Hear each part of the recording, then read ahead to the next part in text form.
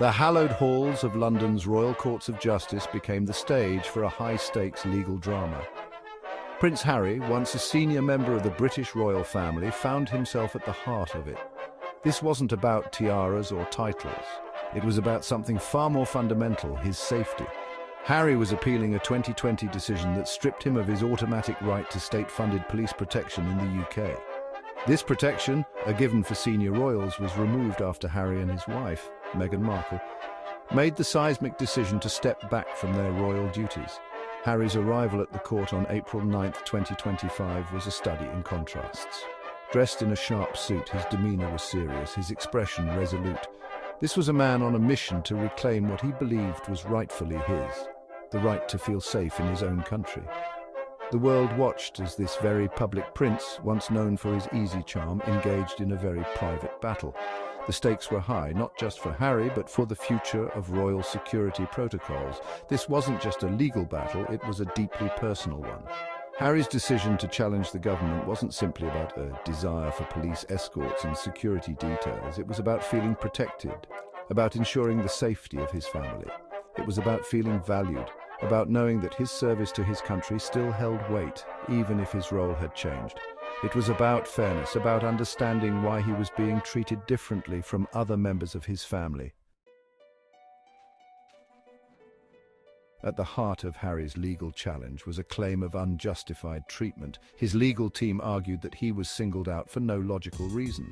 They contended that the government's decision-making process was flawed, lacking transparency and fairness. Why, they asked, was Harry being subjected to a different standard of security than other high-profile individuals, particularly when his profile and the potential risks remained high? The courtroom became a battleground of principles. On one side stood the weight of tradition, the established protocols of royal security. On the other side stood a prince fighting for the simple right to feel safe. Harry's lawyers were unwavering in their assertion that their client was being treated unfairly. They argued that the decision to remove his automatic security was not rooted in logic or necessity, but in something more arbitrary and unjust.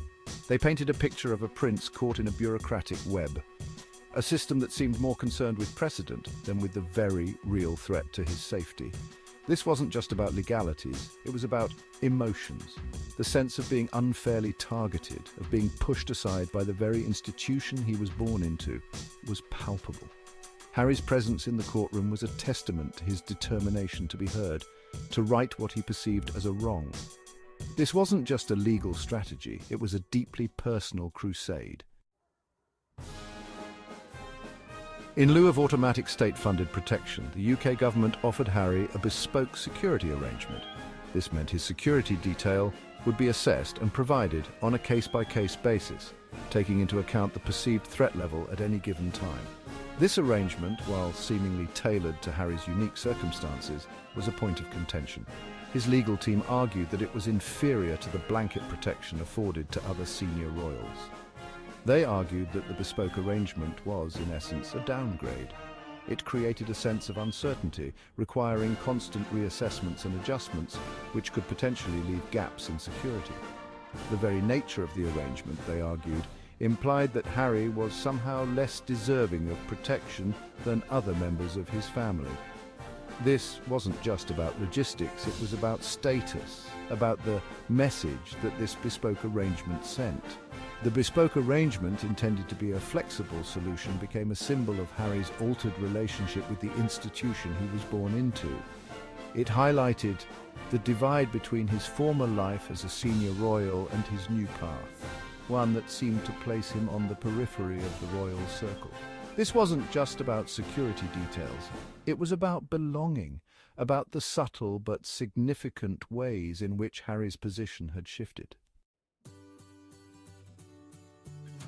Section 4, the missing risk assessment, a glaring omission. Central to Harry's case was the lack of a formal risk assessment conducted by the Risk Management Board before his automatic security was revoked.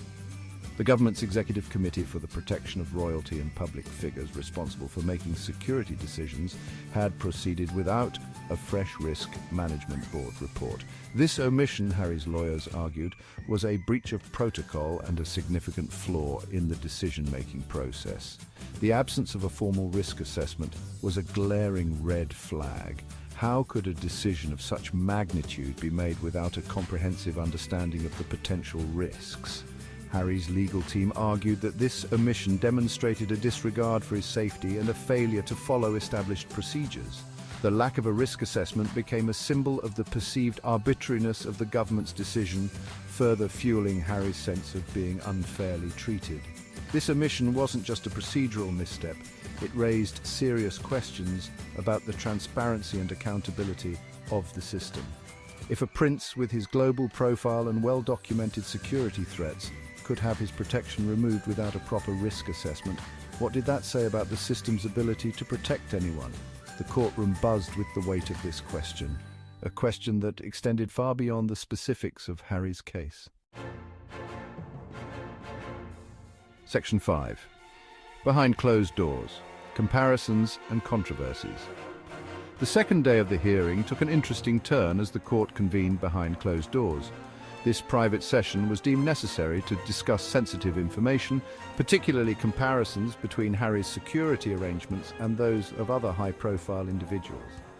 The identities of these individuals and the nature of the comparisons were not disclosed to the public, adding an air of mystery to the proceedings. The closed-door session fueled speculation. Who were these individuals deemed comparable to Harry in terms of security needs? Were they other members of the royal family? Were they high-profile celebrities or politicians? The secrecy surrounding the session only intensified the public's interest in the case, turning it into a real-life legal thriller. The closed-door session underscored the complexities of the case. It highlighted the delicate balance between transparency and the need to protect sensitive information, particularly when it came to the security arrangements of high-profile figures. The public was left to speculate about the comparisons being made, about the arguments being presented, and about the potential implications for Harry's case.